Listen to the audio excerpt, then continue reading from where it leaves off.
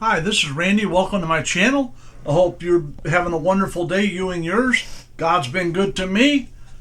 If you would please hit the subscribe button, the bottom right hand corner of the channel, I would appreciate it. It will help me out if you give me a thumbs up. If you want to make a comment, anything you do helps me get this video pushed out. I have to get to 500 subscribers before they'll help me push it out. So help me if you could. Thank you to all those that have subscribed. I really appreciate it. The views are picking up. It's getting a lot more exposure, and I appreciate that. We're going to talk about, are you living above your means? The reason I'm talking about this, I ran into a lot of people who have talked about they're having a hard time making ends meet. It's hard to buy groceries. It's hard to buy gas. You go to the gas station, gas price is $3.15. When you go in to buy it the next time, it might be $3.35. You know, and it's hard to budget money when you live from paycheck to paycheck because the prices are so fluctuate so much, and it makes it really hard for a lot of people. And so we're going to talk about living above your means.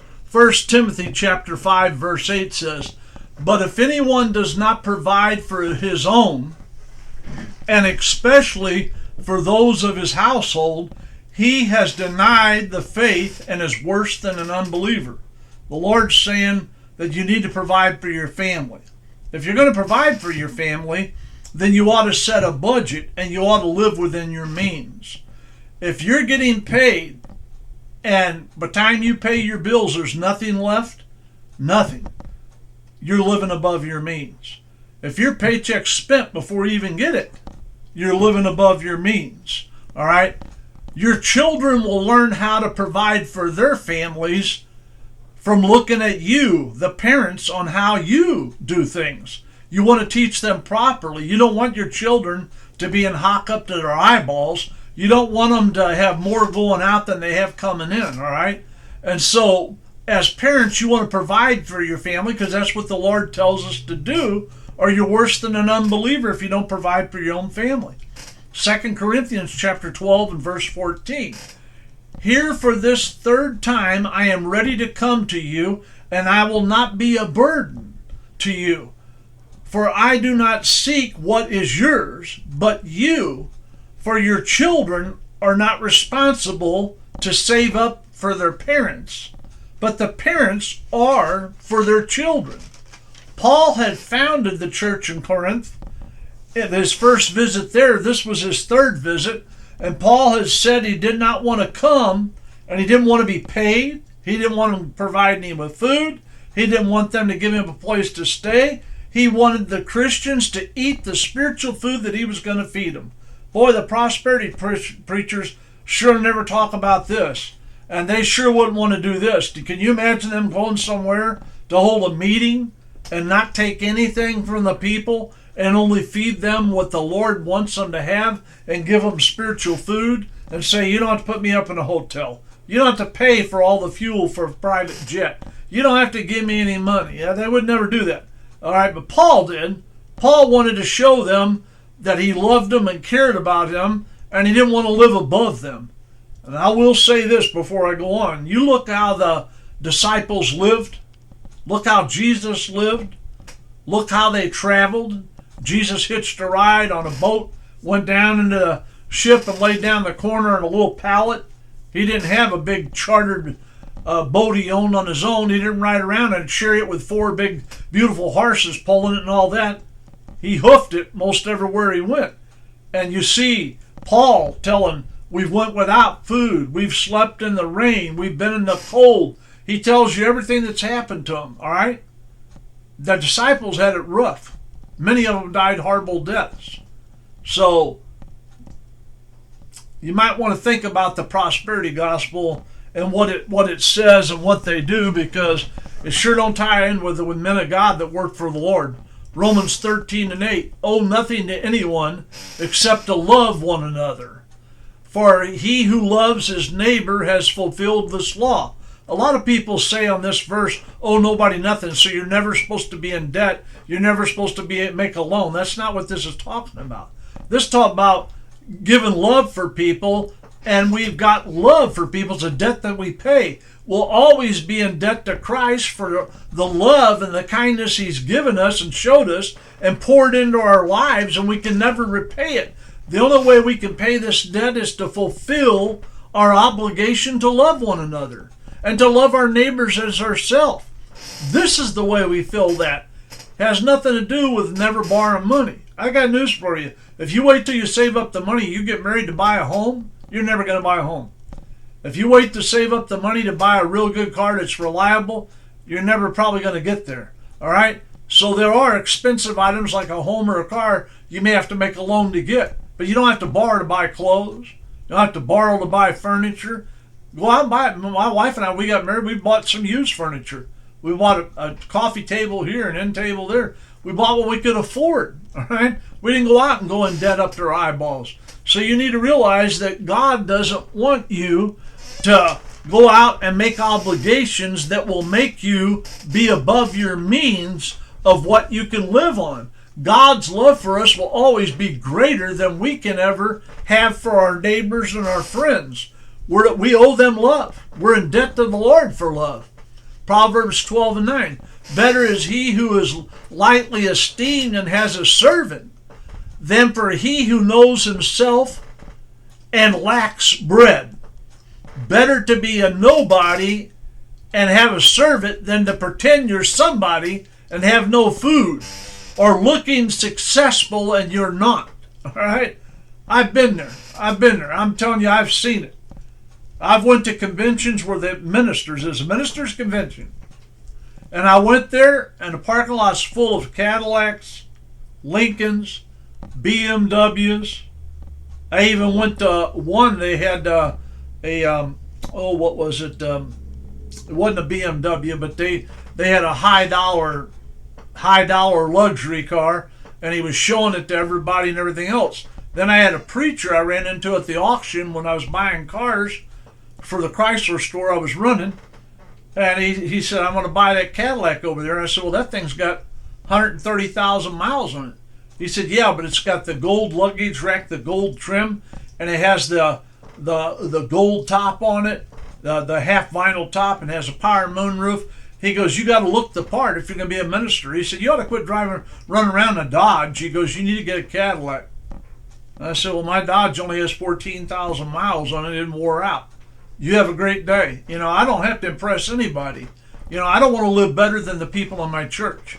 All right? I don't want to live better than them. When I was pastoring, I would have never, I don't care if I had $1 million in the bank, I would have never drove those kind of cars. If you want to do it, that's fine. I'm just telling you what I've seen and the pressure I felt when I went to those conferences. The preachers had the Cadillacs, the Lincolns, the BMWs. It just went on, and they wanted to look successful. And then when they come around to visit with you at your table when you're eating dinner, are you pastor and evangelist? I'm pastor. Oh, they sit down. Where's your church at? You tell them. How long you been there? You tell them. How many people you have? Oh, we're running about 55 to 65. Oh, like that. Big disappointment. Then I think they make small talk for a minute or two, and then they excuse themselves and move on because you don't have a huge congregation. I got news for you. If you're a pastor watching this, or if you're a congregant watching this and you go to a church somewhere, 81% of all the churches in the United States, according, I think it was the Pew Report I looked it up on a few months ago, have 60 or less people in attendance every week at the church. Only 5% of the churches in the United States are mega churches. They have to have 2,000 or more people attend service every week in order to be a mega church. Only 5% fall in that category. 95% of the churches are not mega churches. And 80 or 81% run 60 or less in service. The rest of that 15% is churches that run 300, 500, 1,000, etc. You get the point. So don't feel bad if you only have 50 or 60 people. You might be in a town that only has 2,000 or 3,000 people. You're never going to run 10,000. You don't have to. You do what God wants you to do, and that's what you need to do. It doesn't matter about the size, all right? So we need to realize that only we can pay the debt by showing people love. And the Lord's telling us you'd rather be a nobody than to act like you're something that you're not. I never did try to act like I was something special. Matter of fact, my wife and I, we went to this convention, and they said, tomorrow night, they're having a formal dinner. You're supposed to dress up really nice, and we're going to have a formal dinner, and that's the last day of the convention. And then Friday morning, everybody left. So my wife and I got down there, and we opened the door and stepped into that ballroom or whatever it was, and you could have heard a pin drop. There must have been 125, 150 people in there, and everybody looked at the door and looked at us, and everybody quit talking. And I looked at my wife, and I'm wearing a Western suit, black and gray, with black boots, cowboy boots. My wife's wearing a beautiful dress with a wonderful scarf on it, but all the guys were wearing tuxes. So I looked at my wife and I said to her, looks like we're out of place. So we walked on in, and it got so a few people started talking, and then I had a minister come over to me and says, don't you own a tux? I said, no, I don't have a need for one. You don't have a tux? I said, again, I don't have a need for one, all right? When my son got married and I performed the wedding ceremony, he wanted me to wear a tux. So I went to the store and rented one. I wore it there. That's about it. I mean, I don't wear a tux. He said, well, formal wear, it said on the thing. That's all. I said, well, I'm sorry. This is about as formal as I get. This is all I got. You know, I wear Western suits. Sometimes I wear ordinary clothes that aren't Western. I always wear boots. It is what it is. And then another guy come up. I had 3 or 4 of them say to me, do you own a tux? I said, well, if I did own a tux, I'd probably have it on, but I don't own one. And then I just told the guy, I wasn't trying to be rude. I said, I don't like monkey suits. I don't like trying to be something I'm not. I don't feel comfortable wearing a tuxedo. I don't feel comfortable driving a Cadillac or a Lincoln. The people in my church all drive mostly domestic cars or middle class people. Some are lower middle class. I even had some people in my church that are poor, really poor. So I don't see a need to impress anybody. I'm not that kind of person. I've been driving Mopars for 30 years. At that time, it was 30 years. So I've been driving Mopars for 30 years. You're never going to catch me in a BMW or an Audi or a Porsche. That's what that guy drove to the one conference, a Porsche. Everybody was all over it. And all this stuff. I said, I'm not here to impress anybody, all right? I don't need to win your favor or anybody else's, all right? So he walked off. I told my wife, I said, look, me and you are blowing this place. Come on, lady. Put my arm around her, and we walked out in the hall, and she said, what are we going to do? I said, we're going to find a nice restaurant. We're all dressed up. We're going to get us a good meal and have a good time. We'll go back to the hotel and relax and watch a movie. And we went on and went to a real nice restaurant and got us a good meal. And you looked at the glass there, and there was the lake was right out there. You could watch the boats going up and down, people and all that while you're eating your dinner. We had a real nice meal, had fun, went home, took the suit, went back to the hotel, not home. I told my wife, I said, man, I tell you what, I felt like a sore thumb. I mean, we were out of place. She said, yeah, I felt so bad. And I said, well, we are who we are. I'm not going to be something I'm not. And so we need to realize we shouldn't try to dress to impress people or act like something we're not. And I'm not criticizing all them. If they feel comfortable doing that, that's wonderful. If they live that way, great. If wearing a tux and a big gown is a big thing to them, wonderful. I don't have a problem with it. You want to drive a Porsche or you want to drive a BMW, more power to you. Don't have a problem with it. Do it. I don't care, but that's not me. I'm driving a Ram pickup truck, and I'm got an 84 Dodge Rampage truck. I take it to the car shows. Once in a while, I drive it around and take my wife for a ride and everything. I love the little old 84 truck. I don't need, I was in the car business for 25 years, and I could drive anything I wanted on the lot. Drive anything I wanted. I made good enough money I could buy any car that I wanted off the lot. But I never tried to live to impress people. That's not me, and that's not what God called me to do. and I couldn't serve people as a pastor. Back when everybody had homes that were less than $100,000, all of them drove regular, ordinary Ford, Chevy, Pontiac, Dodge, Chrysler, etc. You get the point. Lincoln. A lot of people drove Crown Vics. You know, if they're going to drive those kind of vehicles, that's what I'm going to drive. I'm not going to live in a $1 million house, and the people in my congregation, everybody has homes that cost less than $100,000. Just wasn't going to do it. That's not me. How can I serve people and know what they're feeling and feel their pain if I live 20 times, 30 times better than them? That's just me. You do what you want to do. We all have to answer to God for whatever we do. I got nothing against you. If you're rich, wonderful. God says he makes the rich and the poor. If you drive in a car like that makes you feel better, then by all means, drive it. You ought to. If it makes you feel better, wonderful. It doesn't make me feel better. Putting a tux on is just horrible. I've done it 2 or 3 times in my life to be in weddings of friends. And my son's wedding, I was going to perform, and everybody was in tuxes, the people in the wedding, and I did it, but it's just not me. I felt so uncomfortable. All right, I wanted out of that thing as soon as I could get out of it. But that's just me. Better is he who is lightly esteemed. All right. In Proverbs 21:20 it says, "In the house of the wise are stores of choice, food and oil. But a foolish man devours all he has." What is this passage telling us? It says save something up for the future. Put something away.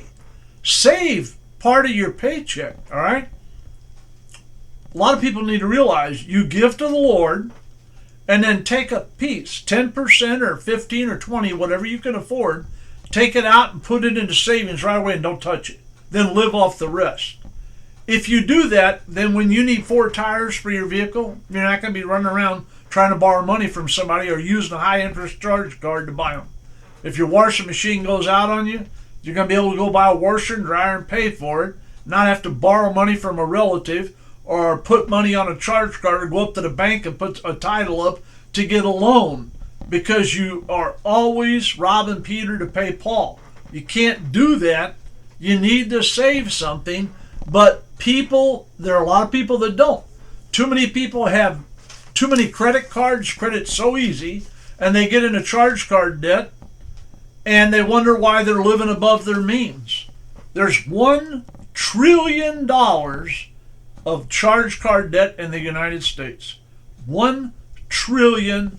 Now that's unsecured debt, meaning if a guy owes you $100,000 and you're the card holder, and he can't pay it, you can't go pick his car up. If a guy's got a car loan and you go pick it up and he owes you $20,000 and the car's only worth $14,000, at least he can get $14,000 right away, and now you owe him $6,000.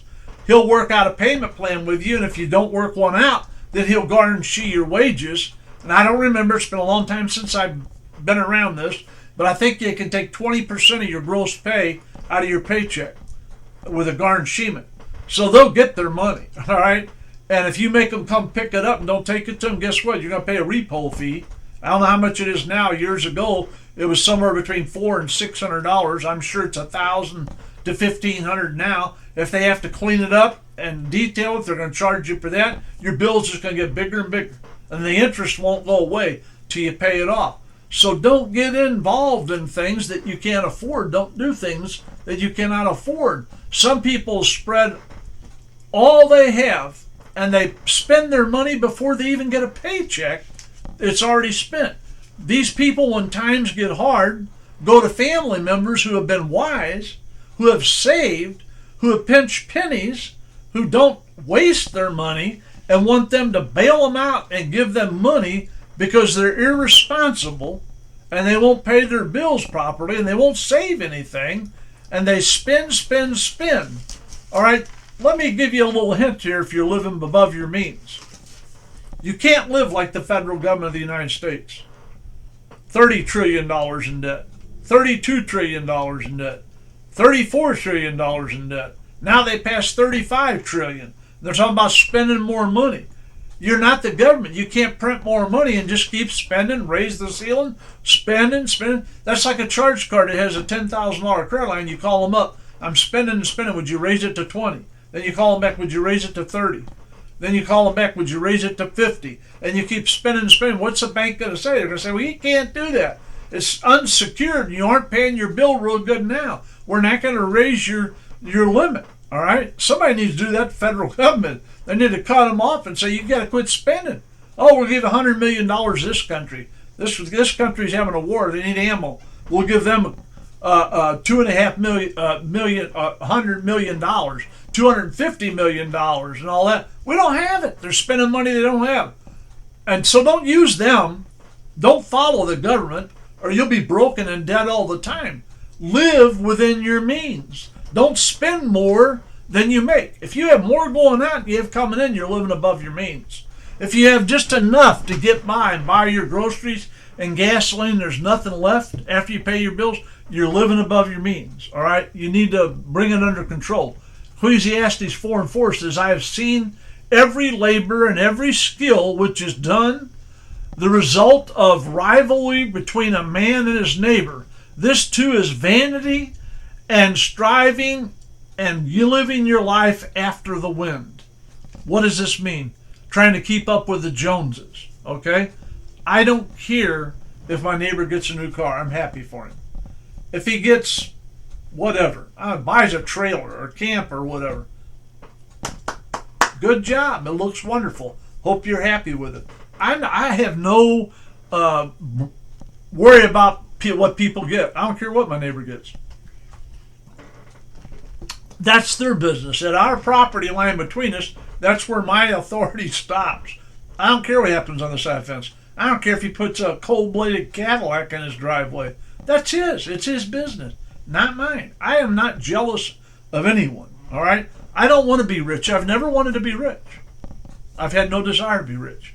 I wanted to make a living, provide for my family, give them good food to eat, good clothing, give them a decent education, and I wanted to be out of debt and own my own home. And I wanted as many acres I could afford to buy. I got 3.5 acres. I got a creek at the back of my property. I got over an acre of woods. I've got woods between me and my neighbors. I got a big field in the back. That's the way I like to live. I like quiet, peaceful, off to myself. I'll never get a better home than I have. It's nothing fancy, just an ordinary house. That's all I need. Paul said, be content in all things. You can't be content in all things if you're always wanting better, better, better. Are you living above your means? If you are, that's not a good way to live. Some people are lazy. Some people are workaholics. I used to tell my employees when I hired them, you either live to work or you work to live. That's two ways to live your life. You work to live or you live to work. I don't want an employee that lives to work. I want you to work to live, because I'm going to give you time off to be with your family. When you leave here Wednesday night, all right, you're off Thursday. Friday, you don't come until 1 o'clock in the afternoon. You'll work till 9. The other guys will get off at 6. That's the guys that were off Tuesday and didn't come into 1 o'clock Wednesday, and then they left at 6 and you worked till 9. And you get one Saturday a month off, which is impossible in the car business. We gave every one of them one Saturday off a month. Why? Because I wanted them to be with their families. I wanted them to enjoy life, and I want them to work to live, not live to work. But it's you. You're either a person that lives to work or works to live. That's just the way it boils down to it. We should try to work a good job and provide for our family, and at the very minimum, work hard and do your job right, and work a job you don't hate. Because if you hate going to work, you're not going to work out very good working a place where you hate to work. Workaholics are driven by greed usually, and they want to stay ahead of everyone else, and they want to make more money than anybody, and they want to have the best car of anybody, and they're working all the time. What good does it do if you gain the whole world and lose your own soul? I went in and told my employer one time, I said, we're number one in our zone, have been 3 years in a row. He said, I know. I said, we just won the Charger Club. We sold 1,000 new Dodges in one model year, and you got your gold ring. Mine's on the way. All right? And I said, every salesman's gold certified. We're doing great. He goes, I know it. I said, I'm running this whole place by myself. We're retailing 150 to 170 cars a month. I can't keep it up. I got to have a used car manager. Oh, you're good at what you're doing, you know, and you run the place great. He was hardly ever there. And I said, well, problem is, I'm working 6 days a week. I'm putting in 75, 80 hours. When I go home, I leave here. We close at 9. I don't leave till the last customer's gone. Everything's locked. I make sure everything's secure. And then I leave with my finance manager. 10 o'clock at night. Then I got to drive home 18 or 20 miles home. I get in at 10:30, 20 to 11 at night. My kids are in bed. My wife's in bed. I get up. I leave at 7:30 in the morning. I'm lucky if I see him to give him a kiss. And I'm gone. I said, I can't do this no more. I'm either going to get some help or I'm going to leave. I don't want you to leave. I'll give you $1,000 more a month salary. I said, I don't want more money. I want time off. Let's hire. We got to have a manager. What if I had a heart attack tomorrow? What are you going to do? There's nobody here that knows that. He just didn't want to pay another manager. Anyway, I wound up going in. I talked to my wife. We prayed about it. I resigned. I didn't have a job. Best job I ever had in my life. Could drive any car I wanted. Got all my gas free. Got health insurance not only for me, but for my wife and kids. I paid nothing. Got it all. And I got a real good salary. I made good money. But I was never off. And I said, I can't live this way no more. I'm not a lazy man, but I'm exhausted. I was also filling in for ministers on Sunday. Probably 2 to 3 Sundays a month I was preaching in somebody's church. And they all had Sunday night church. So I preached Sunday morning and Sunday night. And I worked Monday through Saturday, 75 to 80 hours. I was exhausted. I just could not keep my head held up. And my wife says, we got to do something. So I did. I resigned. 2 hours. He gave me a car, told me to keep it for 2 months. He paid my health insurance for 2 months. And that he gave me a $2,500 bonus. He said, I'm holding your job. You need to come back and stay here. I'll pay you more and all that and everything else. 2 hours later, I'm back, gave him his keys. He goes, you finally came back to your senses. I said, no, I got a job somewhere else. In 2 hours, you had a job lined up. I said, no, I didn't. Your partner at the other store that owns half the store, he said, yeah. I said, he hired me. He goes, I told him that you left and told him you was crazy and you'd be back. He goes, I really needed you. He goes, I can't believe you did that. He goes, he can't pay you what I pay you. I said, I know, but he's giving me time off. I'm going to get every other Saturday off. His brother's going to be managing one Saturday and I'll be managing next Saturday. And I'll be buying all the cars for all 3 dealerships, including the one you own half of. And I'll get off every night at 7 o'clock instead of 10 o'clock. And I said, I'm going to have every other Saturday off. And if I want a Thursday off, sometime I can get a Thursday off with the Saturday if I need it now and then. I said, so I'm doing what I got to do for my family. Folks, what I'm telling you is that you don't want to live above your means, but you also don't want to be a workaholic where your family never knows you. They never see you. They never get to be around you. What kind of life is that? That's no life. The most joy you'll get in life is your children, your grandchildren, your wife, your husband. You get more joy out of being with your family. Be with your family. Take time for your family. Get a job that'll let you be with your family. We should take time in life to spend with our family. Have a barbecue. Go to a park and have a picnic. All right? Have a hobby that you can relaxes you and you can do things. Matthew 16:26 says, for what will it profit a man if he gains the whole world and he forfeits his soul? Or what will a man give in exchange for his soul?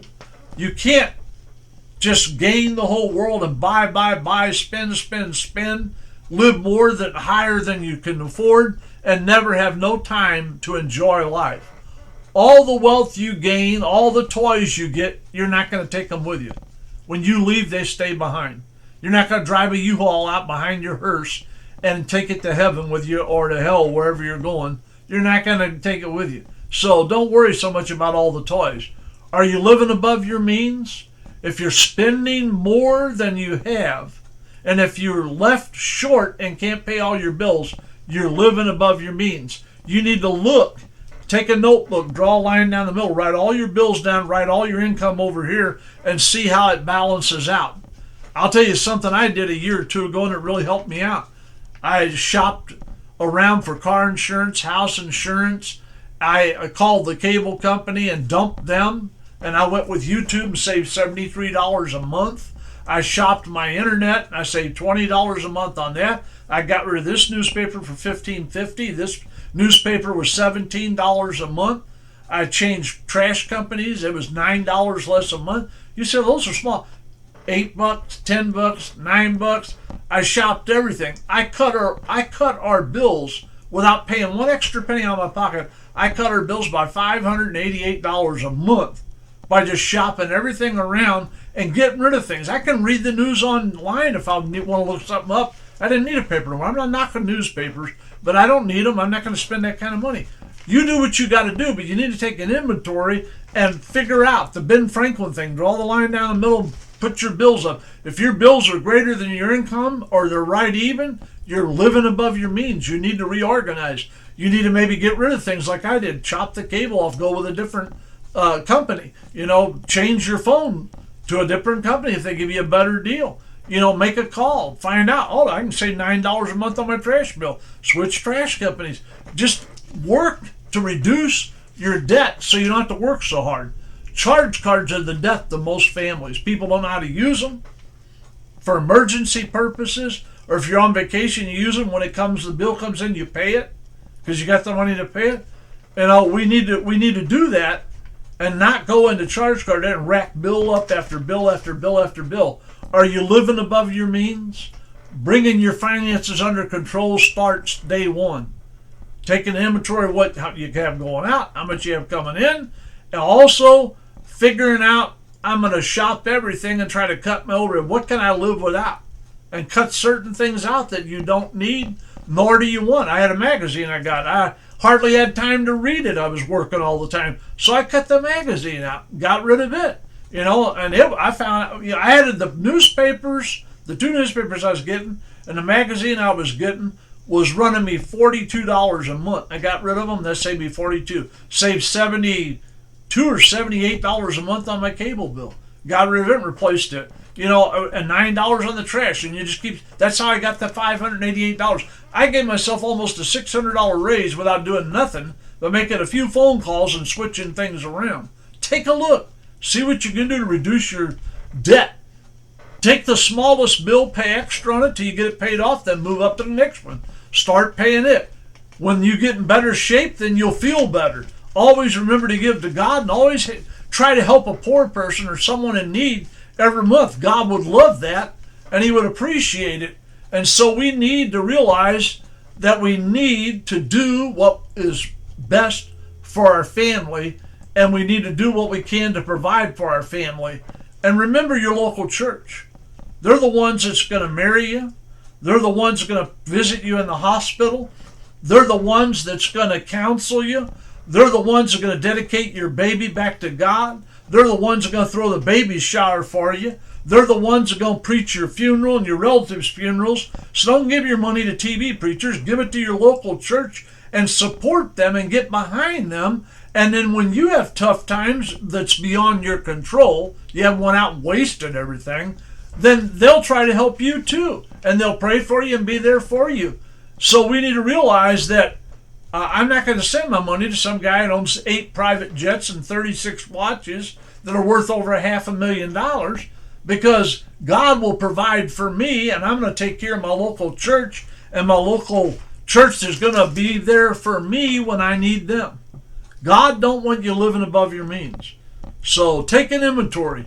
If you're living above your means, start working at getting it reduced. Like I said, shop things, try to get it reduced, try not to spend, and try to save, and start saving. God bless you. I love you. Subscribe. There are people on the internet that teach about that.